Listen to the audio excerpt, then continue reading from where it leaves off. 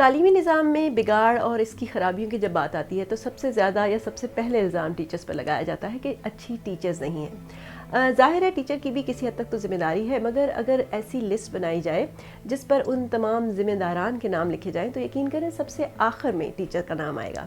اس سلسلے میں سب سے اہم اور سب سے بنیادی ذمہ داری ریاست کی تھی۔ ریاست کا کام ہے تعلیم فراہم کرنا، اور ریاست ہی کا کام تھا کہ کچھ ایسے ادارے بنائے جو خاص طور پر ٹیچرز کو ٹرین کریں اور ان کو بہتر طریقے سے ایجوکیٹ کریں۔ ہمارے ملک میں جو ادارے اس وقت موجود ہیں بھی وہ بالکل اعلیٰ معیار کا یا انٹرنیشنل لیول کا کام ہرگز نہیں کر رہے۔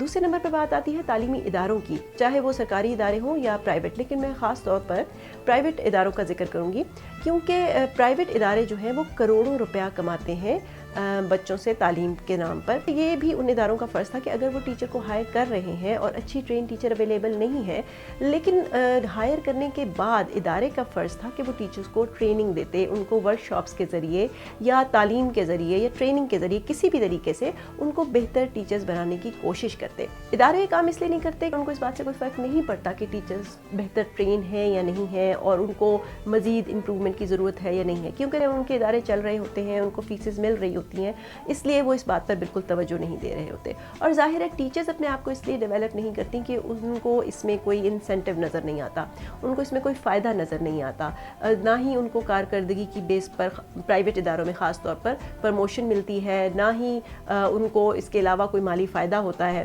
اس لیے ان کو بھی اس بات سے فرق نہیں پڑتا کہ وہ ٹریننگ لیں یا نہ لیں۔ اس لیے اداروں کی بہت بڑی ذمہ داری ہے کہ اگر انہوں نے ٹیچرز ہائر کر لی ہیں، اتنے بڑے بڑے ادارے بنا ہی لیے ہیں، تو وہ ٹیچرز کو ٹرین کرنے پر بھی توجہ دیں تاکہ ٹیچرز کا معیار ہماری سوسائٹی میں بہتر ہو۔ اس کے بعد ذمہ داران میں باری آتی ہے والدین کی۔ والدین جب کسی اسکول میں اپنے بچے کو داخل کرواتے ہیں اور ان کو لگتا ہے کہ وہ اسکول بہتر اسکول نہیں ہے، تو وہ سمجھتے ہیں کہ وہ اپنے بچے کو کسی اور اسکول میں داخل کروا دیں گے اور وہ اسکول شاید اس سے بہتر ہو۔ ایسا نہیں ہے۔ تقریباً تمام ہی پرائیویٹ ادارے جو ہیں وہ ایک ہی پیٹرن پر کام کر رہے ہیں اور کوئی ادارہ بھی کسی دوسرے ادارے سے بہتر نہیں ہے۔ اس لیے بجائے اس کے کہ آپ اپنے بچے کو ایک اسکول سے نکال کر دوسرے اسکول میں بھیجیں، بہتر یہ ہے کہ آپ اس اسکول کو بہتر بنانے کی کوشش کریں، ان کو انفلوئنس کریں، ان کو گائیڈ کریں۔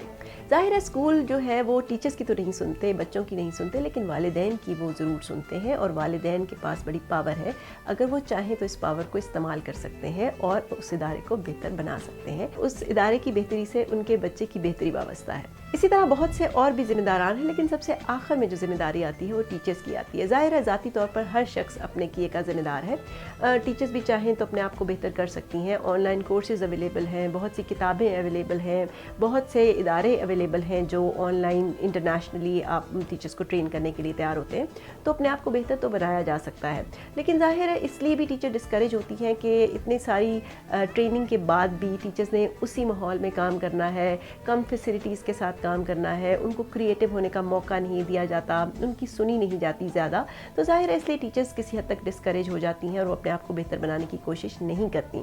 اس لیے ٹیچرز پر سارا الزام لگانا ذرا زیادتی ہوگی، مگر یہ بھی حقیقت ہے کہ اگر آپ اس تعلیمی نظام کو بہتر کرنے کی بات کرتے ہیں تو سب سے پہلے آپ کو ٹیچرز ٹریننگ کو بہتر کرنا ہوگا، ٹیچر کے ایجوکیشن کے اداروں کو بہتر کرنا ہوگا، کیونکہ دنیا کا جتنا مرضی بہترین نصاب آپ اس ملک میں لے آئیں، آخر اس نصاب کو پڑھانا تو انہی ٹیچرز نہیں ہے نا۔